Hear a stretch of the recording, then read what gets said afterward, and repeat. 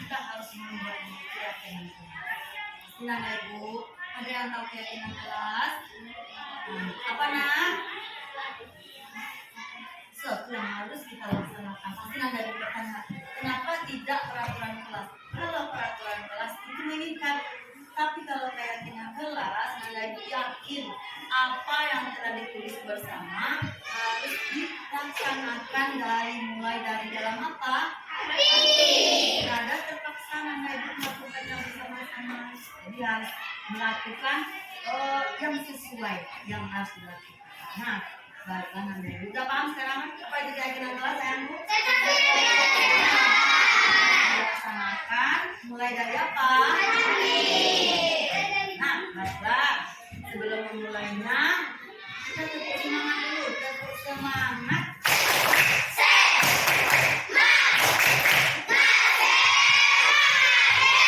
Nah, setelah itu nandaku masih kiri dan kanan, Nanda Ibu melihat kita lakukan dulu tekuk fokus. Masih ingat tekuk fokus? Masih. Tekuk fokus.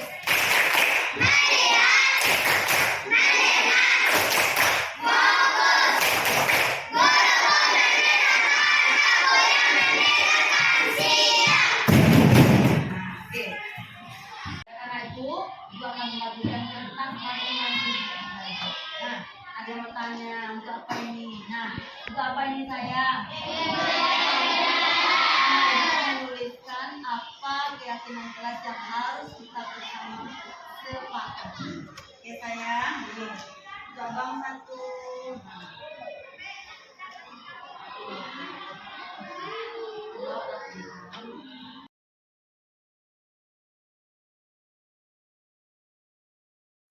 Silakan Anda Ibu membacakan ke depan apa kira-kira keyakinan kelasnya. Silakan. Apa nanti? Disiplin melaksanakan ibadah. Datang dengan memakai makeup. Datang.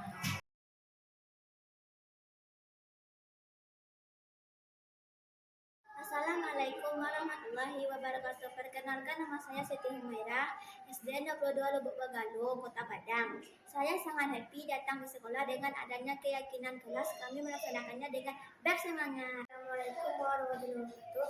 Nama saya Asrabul Rahman, kelas 5B, SDN 22 Lubuk Begalung. Saya sangat senang datang ke sekolah belajar setiap hari. Dengan ada keyakinan kelas, kami melaksanakannya dengan senang berteman. Assalamualaikum warahmatullahi wabarakatuh. Perkenalkan, nama saya Fatani Sandi. Saya dari kelas 5B SDN 22 Lubuk Begalung. Saya sangat bahagia datang ke sekolah dengan adanya keyakinan kelas. Kami melaksanakan dengan semangat bersama teman.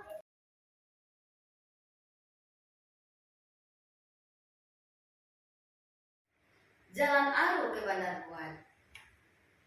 Ida Rozi menjemput adik Andi. Semoga guru-guru SD 22 menjadi hebat.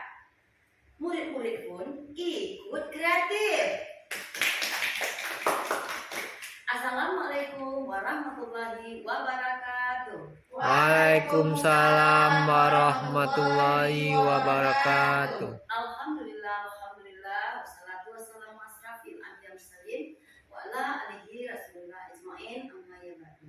Pertama dan utama kita ucapkan puji dan syukur kehadirat Allah yang telah melimpahkan rahmatnya, terutama rahmat kesehatan, sehingga kita di sini diberikan waktu dan kesempatan oleh Allah untuk bertemu kembali di SD yang kita cintai ini, tepatnya di SD 22 Begalung.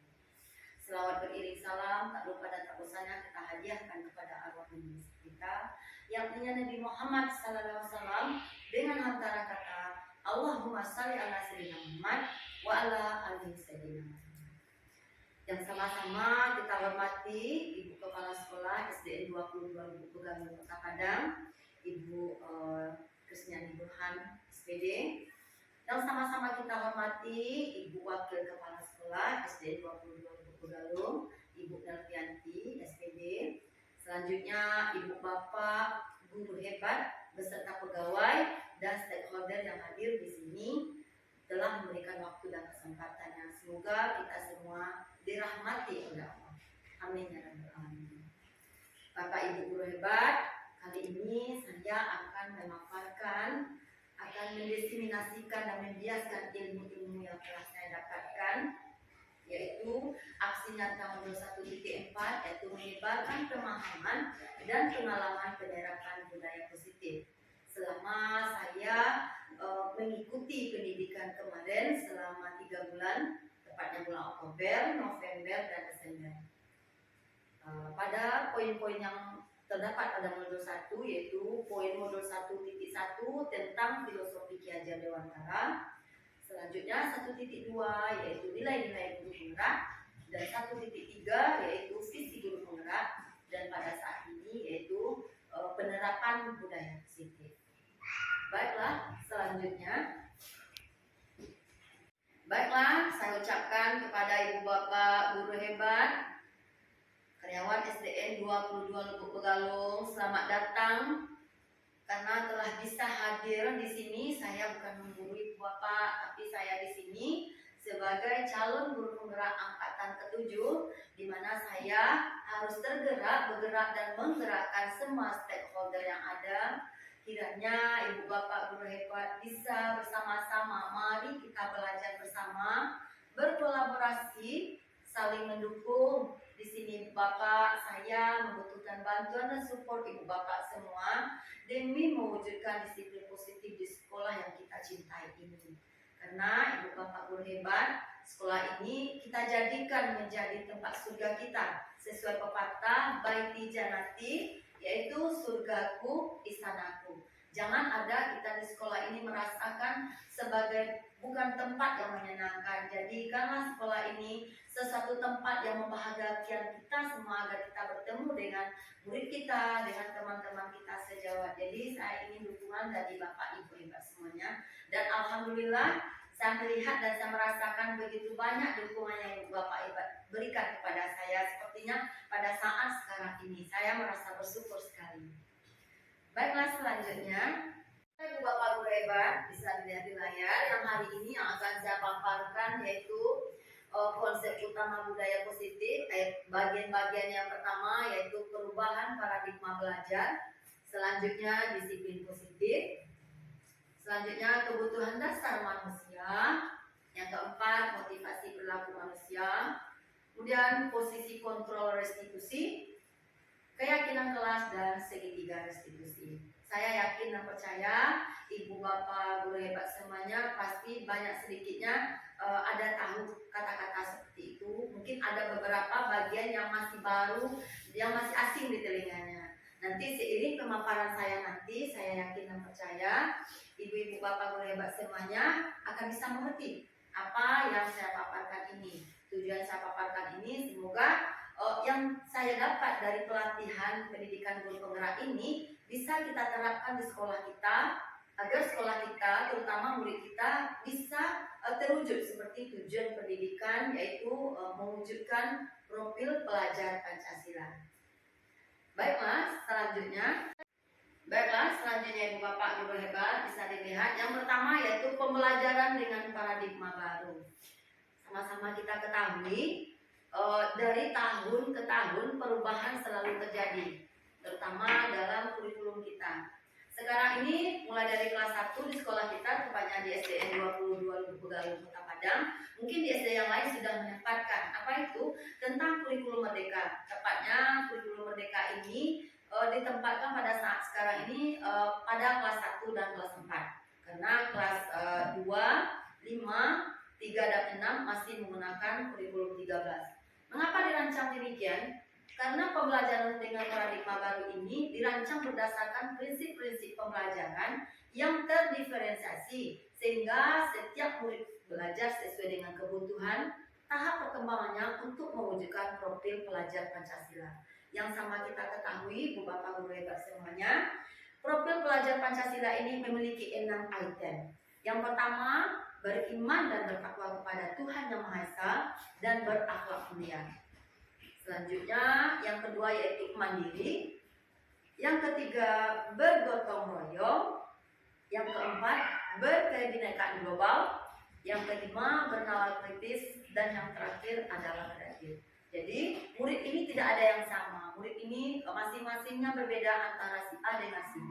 Itu makanya dirancang pembelajaran yang berdiferensiasi, di mana setiap siswa yang kita ajarkan nanti kita sungguhkan pembelajaran yang benar-benar sesuai dengan kebutuhan yang harus diharapkan. Jadi tidak bisa kita samakan antara siswa kita yang A dengan yang B. Jadi kebutuhan kepelajarannya itu berbeda. Kenapa? Karena yang si A mungkin lebih di bidang ini, yang si B kurang di bidang ini, jadi kita harus membedakannya. Mungkin seperti itu pembelajaran dengan paradigma baru. Baiklah, selanjutnya dengan adanya paradigma baru, kita lihat dulu yaitu disiplin positif. Mungkin ibu bapak guru hebat semuanya, kita mengharapkan siswa kita ini di dalam kelas disiplin. Mengapa harus disiplin? Karena disiplin ini sesuatu yang dimaknai, yang dilakukan oleh seseorang untuk mendapatkan kepatuhan. Tidak dipungkiri lagi sebagai seorang guru, kita mengharapkan siswa yang kita ajar harus disiplin. Jadi terkadang disiplin ini dihubungkan dengan ketidaknyamanan. Jadi sebagai seorang guru, kita mengharapkan siswa ini harus mematuhi segala peraturan yang kita buat. Selama ini kan seperti itu ya Bapak Guru hebat ya. Semua yang kita lakukan yaitu berdasarkan yang keinginan guru. Sementara sehingga siswa kita ini merasa tidak nyaman ya, itulah disebut dengan kedisiplinan. Jadi kita mendorong siswa kita untuk mematuhi dan mengikuti apa yang kita perintahkan kepadanya. Kenapa? Sebagai tujuan pendidik, tujuan kita adalah menciptakan murid kita yang disiplin, sehingga perilaku beliau bisa mengacu kepada nilai-nilai kebajikan yang universal dan memiliki motivasi intrinsik bukan ekstrinsik. Intrinsik di sini adalah nilai-nilai yang timbul merasa dari dirinya sendiri, bukan dipaksakan dari lingkungan sekitar ataupun orang lain ataupun gurunya. Jadi dia sendiri yang merasakan bahwasanya dia harus melakukan hal ini demi disiplin. Karena dia merasa ketika dia disiplin mungkin dia merasa aman. Bukan lagi dari ekstrinsik dari orang lain ataupun dipaksakan. Disiplin positif ini merupakan salah satu cara untuk menerapkan disiplin yang bertujuan menumbuhkan kesadaran serta memberdayakan murid untuk melakukan sesuatu tanpa sogokan, ancaman ataupun hukuman. Di mana terkadang murid kita ini seperti contoh diancam, besok kamu harus datang tepat waktu, awas ya. Itu artinya ancaman. Kemudian sogokan adalah siapa nanda ibu yang bisa datang pagi, ibu akan beri hadiah. Jadi kita selalu mengiming-imingi. Itu salah satu contohnya yang disiplin positif itu ya. Yang seharusnya tidak seperti itu kita lakukan. Baiklah, selanjutnya. Baiklah, Bapak Ibu guru hebat, SDN 22 Lubuk Begalung, semoga kita senantiasa dilimpahkan kesehatan oleh Allah dan seandainya nanti Bu Bapak guru hebat kita disempatkan di dalam surga. Amin ya rabbal alamin. Selanjutnya yaitu kebutuhan dasar manusia. Sama, kebutuhan dasar manusia ini biasanya sama Ibu Bapak, baik seorang guru, baik murid, sama-sama manusia. Pertama, kebutuhan dasarnya yaitu bertahan hidup. Bagaimana posisi siswa kita, juga kita harus bertahan hidup. Apa yang kita konsumsi, apa yang kita makan, kegiatan apa yang kita lakukan demi bertahan hidup. Yang kedua yaitu kasih sayang dan rasa diterima. Di dalam kelas kita bisa memperhatikan siswa kita yang selalu kita berikan kasih sayang. Dia akan merasa dirinya itu diterima di lingkungan sekitarnya. Seperti itulah kita hendaknya. Kemudian penguasaan, di mana penguasaan siswa ini harus bisa menguasai materi-materi yang kita berikan sehingga dia tidak merasa tidak memiliki. Akan tetapi dengan dikuasainya materi-materi yang kita berikan bisa ditempatkannya, bisa diperolehnya dengan baik, mungkin siswa kita akan menjadi lebih baik. Kemudian kebebasan, setiap murid, sedangkan kita sebagai manusia dewasa merasa bahagia diberikan kebebasan. Seperti contohnya hari Minggu, mungkin kita merasa enjoy dan nyaman dengan keluarga. Apalagi dengan siswa kita, ketika belajar di dalam kelas, kita harus sedikit banyaknya memberikan kebebasan, ruang atau tempat kepada siswa kita untuk dia berekspresi atau bereksplorasi bersama teman-temannya atau bersama dengan guru. Kita tidak boleh kaku ataupun menonton saja di dalam kelas. Kita harus memberikan ruang gerak kepada siswa kita untuk lebih kreatif lagi dan lebih lagi kita mengasah kemampuannya sehingga dia mewujudkan bahwa inilah dirinya. Selanjutnya kesenangan. Kesenangan di sini adalah setiap kita manusia akan merasa happy jika mendapatkan sesuatu atau melakukan hal-hal yang merasa kita nyaman atau hal-hal yang merasa kita senang. Seperti kita orang dewasa juga seperti itulah siswa kita. Jadi hendaknya kita harus memberikan yang kelima ini. Yang pertama, bertahan hidup, kasih sayang dan rasa diterima, penguasaan, kebebasan dan kesenangan. Baiklah, selanjutnya. Sehingga timbullah motivasi perilaku manusia. Motivasi di sini merupakan dorongan yang timbul dari diri seseorang, baik secara sadar ataupun tidak sadar, untuk melakukan sesuatu tindakan dengan tujuan tertentu. Apa saja tujuannya? Yang pertama yaitu menghindari ketidaknyamanan dan hukuman. Murid melakukan disiplin dari dirinya sendiri karena takut dihukum. Kenapa? Itu merupakan salah satu faktor motivasi ekstrinsik. Jadi hukuman yang kita lakukan ini adalah merupakan motivasi ekstrinsik. Artinya ekstrinsik adalah dari luar, bukan dari dalam dirinya. Itu makanya disebut dengan menghindar ketidaknyamanan dan hukuman. Karena hal ini timbul dari seorang guru memberikan hukuman atau peraturan yang tertulis. Jadi dia harus melaksanakan. Kenapa? Karena dia terpaksa takut dia akan hukuman ini. Kemudian mendapat imbalan atau penghargaan dari orang lain, di mana seorang siswa akan melakukan motivasi karena dia akan mendapatkan iming-iming ataupun mendapatkan hadiah. Jadi ibu bapak guru hebat, di sini kita tidak bisa lagi memberikan sesuatu ataupun murid melakukan disiplin karena mendapatkan imbalan. Jadi kita minta tolong atau menyuruh siswa atau menyuguhkan pembelajaran, harus kita lihat siswa ini karena kita beri sesuatu, tidak ada lagi. Apalagi di sekolah ini SD 22 Begalung sepertinya teman-teman tidak ada melakukan seperti ini. Kemudian ini termasuk juga dengan motivasi ekstrinsik, yaitu motivasi dari luar, bukan dari dalam dirinya. Selanjutnya menghargai nilai diri, menghargai nilai-nilai kebajikan diri sendiri.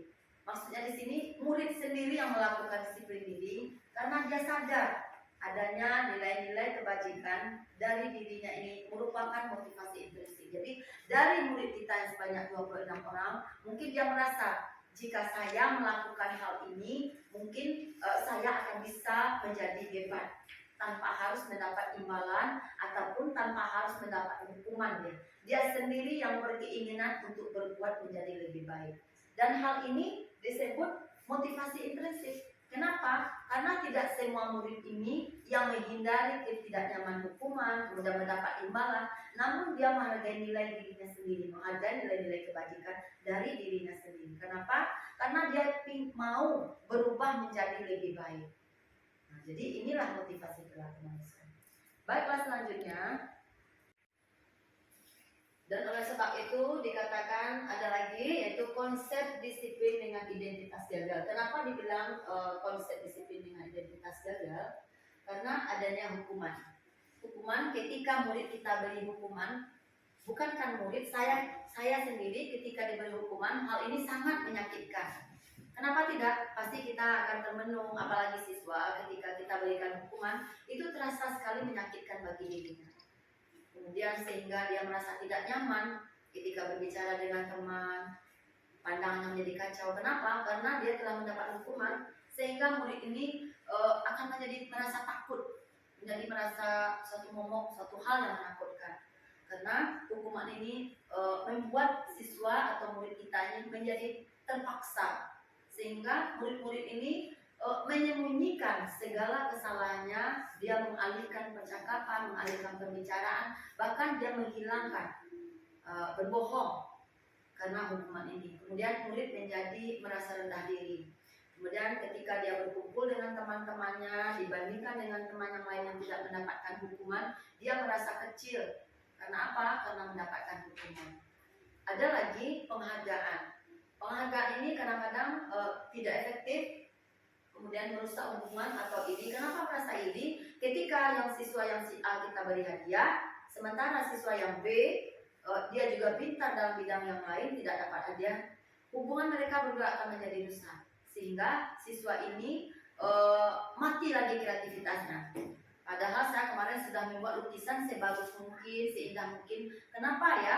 Cuma si A yang diberi, padahal gambar saya lebih bagus loh. dibandingkan dengan teman yang lain, gambar saya yang menjadi bagus. Kenapa harus si A yang diberi? Itu adalah penghargaan yang mematikan kreativitas murid kita. Selanjutnya, menghukum dengan sistem ranking. Dapat kita ketahui Bapak Guru hebat, ranking ini bisa mematikan kreativitas anak, juga mematikan penghargaan yang tidak bagus. Kenapa? Siswa di dalam kelas, siswa di sekolah kita, tapi tepatnya di SDN 22 Lubuk Galung, sekarang kita tidak lagi mendapatkan ranking. Kenapa? Karena semua siswa ini adalah hebat di bidangnya. Seperti contoh murid saya, dia memang tidak bisa ketika olahraga, misalnya sama ibu guru olahraga, dia tidak bisa. Tapi ketika perkalian dia sangat pintar sekali. Ada lagi siswa saya satu lagi, ketika dia berbaris di depan kelas, dia merasa takut. Disuruh berbaris dia merasa takut. Tapi ketika menyanyi dia berani, suaranya bagus, penampilannya baik. Lalu ada lagi siswa yang ketika disuruh membaca puisi dia tidak bisa, namun ketika menulis tulisannya rapi. Jadi semua siswa ini dia adalah unik, tidak bisa kita bandingkan, tidak bisa kita perbedakan antara satu dengan yang lain. Jadi semua murid kita ini adalah murid hebat, murid yang pintar, dia menang, dia juara di kemampuannya masing-masing. Selanjutnya yaitu merampas hak untuk menghargai diri sendiri. Kenapa merampas hak untuk menghargai diri sendiri? Karena kita sebagai guru terkadang lupa bahwasanya murid ini ada kelebihannya, tapi kita mengutamakan lagi di bidang yang lain, sehingga kita merampas haknya untuk menghargai dirinya sendiri. Mungkin itulah yang disebut dengan konsep disiplin dengan identitas gagal. Baiklah Bapak Guru hebat, selanjutnya yaitu tentang konsep disiplin dengan identitas sukses. Inilah yang disebut dengan konsep disiplin dengan identitas sukses. Yang pertama yaitu konsekuensi. Konsekuensi terdiri dari penguatan jangka pendek. Maka penguatan jangka pendek, sana siswa kita berikan konsekuensi karena dia tidak berbaris tadi. Lalu kita minta dia melakukan berbaris dengan baik di depan sana kan. Selanjutnya perlu monitoring berkelanjutan. Ketika siswa melakukan itu, kita selalu memperhatikannya kembali secara berkelanjutan. Kemudian dengan adanya konsekuensi ini, murid akan merasa harus mematuhi peraturan yang dibuat. Kemudian ada lagi, jadi kita sebagai guru kehilangan waktu untuk merenungi kesalahan-kesalahan, apa sih kesalahan murid kita. Nah seperti itu. Kemudian kemarin seperti contoh, saya telah membuat keyakinan kelas. Mana keyakinan kelas ini adalah yang harus dilakukan oleh semua siswa. Semua siswa harus melakukan apa saja keyakinan kelas yang harus dibuat dan diikuti oleh semua siswa yang ada di dalam kelas. Nah, jadi itu keyakinan kelas ini dibuat bersama-sama sehingga siswa ini dia merasa di dalam kelas ini dia merasa nyaman. Jadi dia harus melakukan poin-poin yang telah dituliskan dengan cara bersama-sama. Selanjutnya yaitu restitusi. Dengan adanya restitusi ini, murid menjadi bertanggung jawab atas perilakunya, bukan lagi terpaksa, tapi dia merasa bertanggung jawab. Apa yang dilakukannya itu harus sesuai dengan yang telah disepakati bersama di dalam kelas. Kemudian fokus pada pemecahan masalah jangka panjang. Jadi siswa kita ini ketika ada permasalahan, kita bukan lagi memarahinya, tapi kita berikan solusinya bagaimana. Jadi permasalahan itu bisa terpecahkan dengan baik tanpa harus murid ini merasa tertekan, tidak. Tapi murid ini menghargai dirinya dan orang lain. Selanjutnya teori kontrol, dirinya yang memegang kontrol. Murid ini yang harus melakukan sendiri, mencari solusinya sendiri, kemudian menerapkan sendiri dengan adanya restitusi ini. Selanjutnya murid setelah adanya restitusi ini, murid ini bukan lagi merasa tersakiti, tidak lagi merasa takut, tidak lagi merasa rendah diri, namun murid akan merasa bersemangat dan memperbaiki kesalahannya dengan cara dihargai. Itulah sebabnya restitusi. Ketika dia melakukan kesalahan, tidak lagi dia merasa ketakutan, dia merasa cemas, tidak ada lagi. Tapi dia menghargai dirinya dan orang lain. Dia tidak perlu lagi bersembunyi ataupun mengalihkan pembicaraan, bahkan menyembunyikan kesalahan dirinya. Baiklah, selanjutnya yaitu konsep disiplin, pendekatan restitusi, yaitu sebuah cara menanamkan disiplin positif kepada murid. Restitusi sendiri adalah proses menciptakan kondisi bagi murid untuk memperbaiki kesalahan sehingga mereka bisa kembali pada kelompok mereka dengan karakter yang lebih kuat. Jadi di sini ketika siswa melakukan kesalahan, kita tidak lagi marah-marah, tapi kita panggil dia dengan baik-baik sehingga kita tanya murid tersebut terlebih dahulu mengapa dia melakukan hal itu. Lalu kita ingatkan kembali apa yang telah diperbuat kemarin tentang keyakinan kelasnya. Lalu kita tanyakan kepada mereka solusi yang bagus bagi dirinya sendiri. Di mana siswa itu melakukan kesalahan, dia harus mencarikan solusinya sendiri. Jadi di sini kita dulu cuman mengarahkan. Jadi murid ini kembali lagi dengan kelompoknya dengan karakter yang lebih kuat, tidak lagi terasa terintimidasi, merasa tersakiti. Itulah disebut dengan restitusi. Kemudian ciri-ciri restitusi ini adalah yang pertama, bukan menembus kesalahan, namun belajar dari kesalahan. Jadi murid ini tidak lagi dia menembus kesalahannya. Seperti contoh, kamu tidak berbaris tadi, kamu harus dijemur di luar lapangan. Atau kamu tidak membuat PR, kamu harus membuat PR kamu sebanyak 3 kali, tidak lagi. Namun murid di sini dia memperbaiki, bahkan belajar dari kesalahan yang telah dilakukannya. Kemudian dia memperbaiki kesalahan yang dilakukannya tadi itu diperbaiki. Bagaimana kesalahannya ini menjadi baik lagi. Kemudian ini adalah tawaran, bukan paksaan. Jadi guru yang menawarkan bagaimana harusnya kita menawarkan, jadi kita mencarikan, dia memberikan solusi, kita menawarkan. Kemudian kita menuntun untuk melihat ke dalam dirinya. Kita sebagai guru mengetahui potensi-potensi yang ada dalam diri murid ini. Ketika dia melakukan kesalahan, bagusnya potensi bagaimana yang harus ada dilahirkannya kembali untuk memperbaikinya. Kemudian mencari kebutuhan dasar yang mendasari tindakan. Kita harus tahu, sebagai seorang guru kita harus tahu mengapa dia melakukan kesalahan tersebut, apa dasarnya, apa sebabnya. Jadi kita tidak lagi main salahkan ketika murid terlambat datang ke sekolah, lalu kita tanpa bertanya. Jadi hal ini harus kita terapkan bersama-sama di SDN 22 lalu ini. Kemudian kita harus fokus pada karakter, bukan tindakan. Jadi bukan kesalahannya yang kita permasalahkan, tapi kepada karakternya, bagusnya bagaimana dia melakukan hal ini. Kemudian menguatkan fokus pada solusi. Artinya di sini ketika siswa kita tidak melakukan atau tidak membuat PR, kita bukan marah kepada dia, tapi kita mencarikan solusinya. Harusnya dia bagaimana terhadap PR-nya itu, apa yang harus dilakukannya sebagai seorang siswa. Jadi solusi yang harus kita berikan, bukan marah, bukan kesal, bukan apa-apa. Jadi murid ini merasa dihargai lagi sehingga dia menghargai orang lain. Baiklah, selanjutnya. Oleh sebab itu, kita lihat yaitu 5 posisi kontrol guru. Nah, 5 posisi kontrol guru ini diantaranya yang pertama pendukung. Seperti yang kita lihat dari kasus tadi, ada sebagai pendukung. Jadi ketika siswa ini melakukan permasalahan, kita menjadi pendukung. Lalu yang kedua yaitu pembuat merasa bersalah. Yang ketiga menjadi teman. Yang keempat sebagai pemantau. Yang kelima manajer. Mungkin di antara kelima ini ibu bapak guru hebat mungkin akan mengetahui bagusnya yang mana posisi kita di antara yang kelima ini. Baiklah, selanjutnya adalah contoh penerapan 5 posisi kontrol. Nah, yang pertama kasusnya yaitu siswa tidak memakai atribut lengkap saat upacara bendera.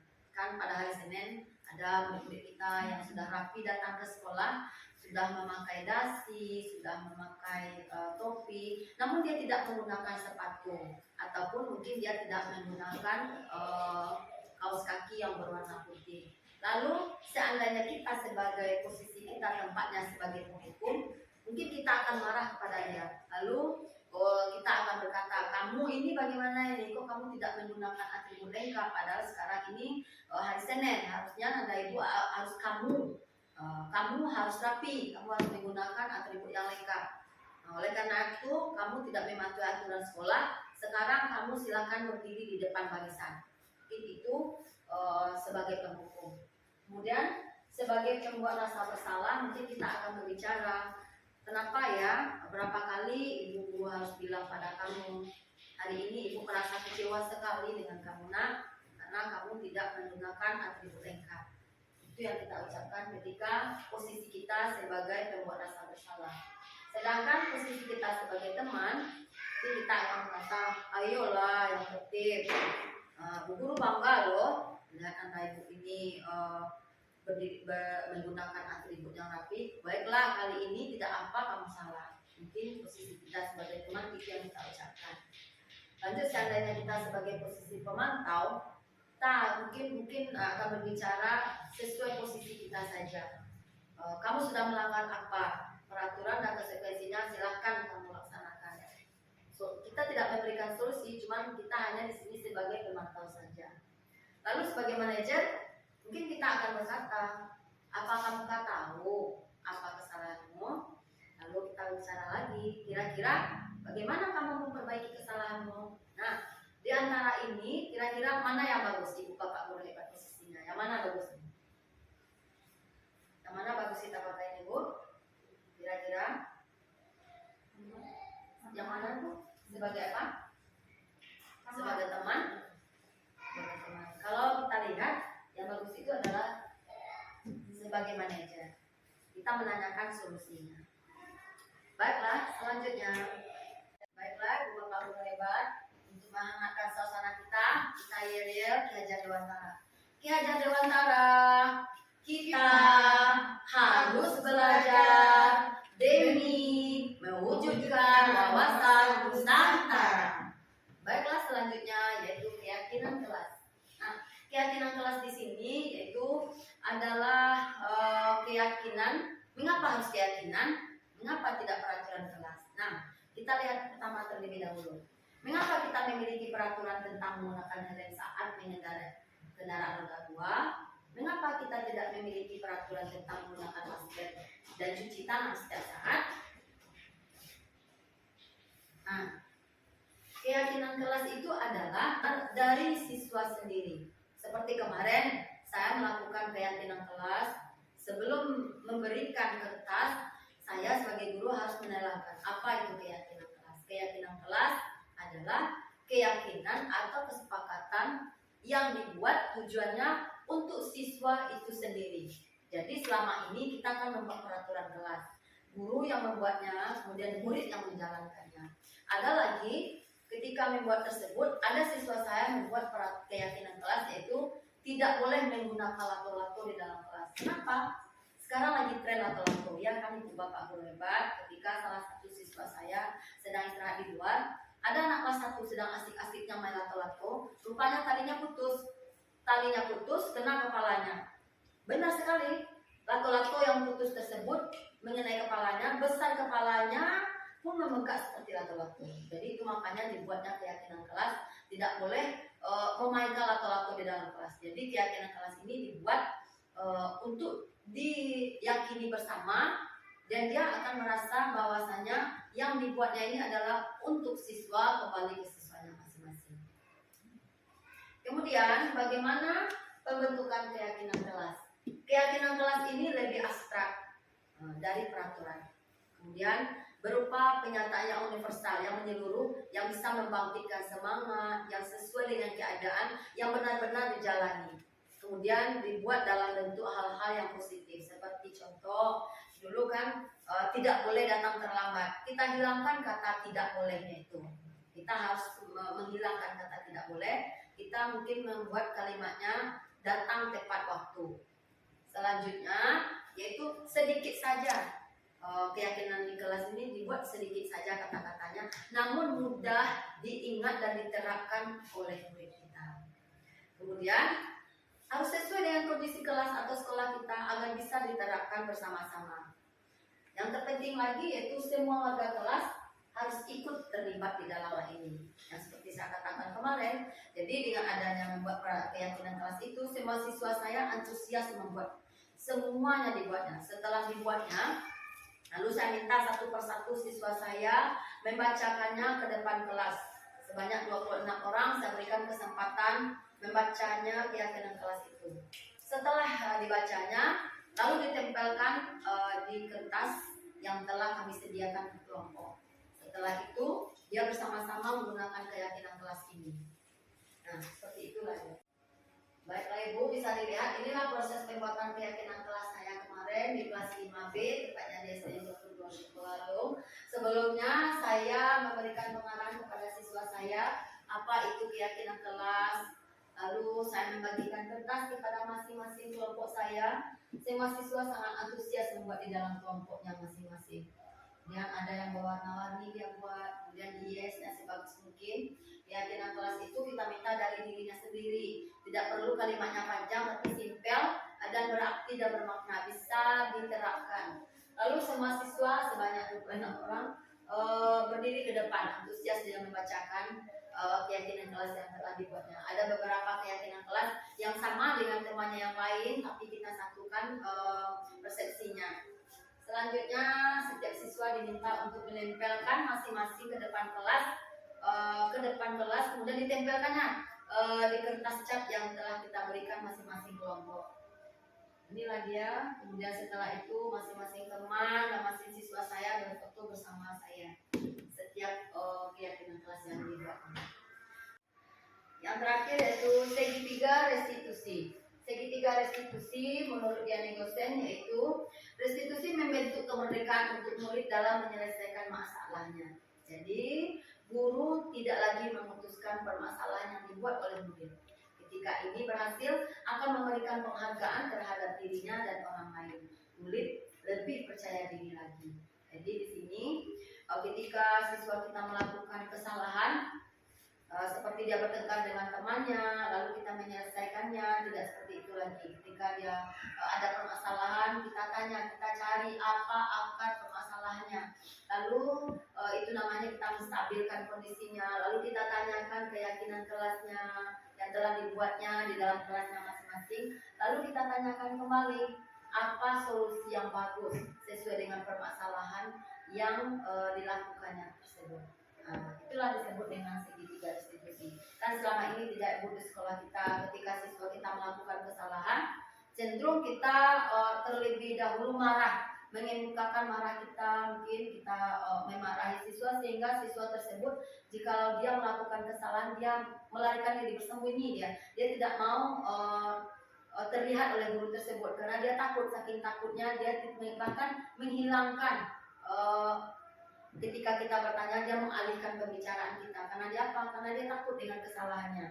Sebab ketika dia mengemukakan permasalahannya kepada kita cenderung marah.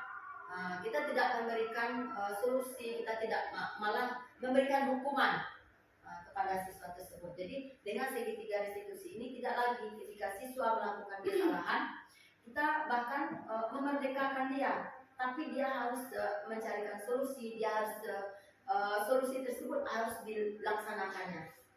Itulah disebut dengan segitiga restitusi, sehingga murid ini lebih berharga dan percaya diri dia. Terkadang murid yang kita beri hukuman dia cenderung merasa minder, malu dengan teman-teman. Selanjutnya Ibu Bapak Guru hebat STN 22 Lubuk Galung yang dirahmati Tuhan, yaitu langkah-langkah restitusi ini, langkah-langkah segitiga restitusi ini yang pertama yaitu menstabilkan identitas.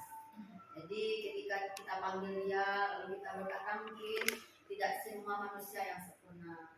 Ibu bapak juga pernah berbuat salah. Jadi di sini kita tidak mencari siapa yang salah, tapi kita mencarikan solusi. Itulah disebut dengan menstabilkan identitas. Selanjutnya yaitu validasi kebutuhan. Jadi ketika seseorang tidak pernah mengambil pilihan buruk, tapi seseorang bisa melakukan hal yang lebih buruk lagi. Lalu kembali kita bertanya tentang keyakinan kelas yang telah dibuatnya. Kita menanyakan nilai-nilai kebajikan individu. Lalu ketika ini kita harus mengeluarkan nada bicara kita itu agak tenang, tidak terburu-buru dan bernada tinggi, sehingga murid yang kita lakukan segitiga garis diskusi ini tidak merasa takut, justru dia merasa bersahabat dan berteman dengan kita. Kan selama ini kita ketahui sama-sama Ibu Bapak Guru, ketika salah satu siswa di sekolah itu sudah dikatakan nakal, jadi kadang-kadang kita apapun yang diperbuat siswa itu selalu kita mengarahkan kepada yang mengasihinya kan. Sementara kita terlebih dahulu kita panggil dia baik-baik, lalu kita tanyakan keyakinan kelasnya, kita langkahkan sehingga dia bisa memberikan solusinya dengan baik, sehingga dia bisa menjadi percaya diri dan merasa berharga, juga dia menghargai lingkungan sekitarnya. Nah, mungkin itu saja Ibu Bapak Guru hebat pemaparan saya hari ini. Semoga apa yang saya berikan ini bisa kita terapkan di sekolah yang kita cintai ini. Kemudian saya kedepannya mungkin banyak sekali perbaikan yang saya lakukan. Insya Allah saya akan melaksanakan kegiatan ini secara berkesinambungan agar budaya positif terus berada di sekolah kita, sehingga kita semuanya merasa nyaman di lingkungan kita. Kemudian saya akan berusaha meningkatkan ilmu pengetahuan saya berkaitan dengan budaya positif. Kemudian saya akan mengevaluasi, menganalisis, kemudian hasil destinasi ini bermanfaat untuk lingkungan sekolah saya. Mungkin itu saja Ibu Bapak Guru hebat. Banyak maaf saya ucapkan. Terima kasih. Wabillahi taufiq wal hidayah. Wassalamualaikum warahmatullahi wabarakatuh. Waalaikumsalam warahmatullahi wabarakatuh.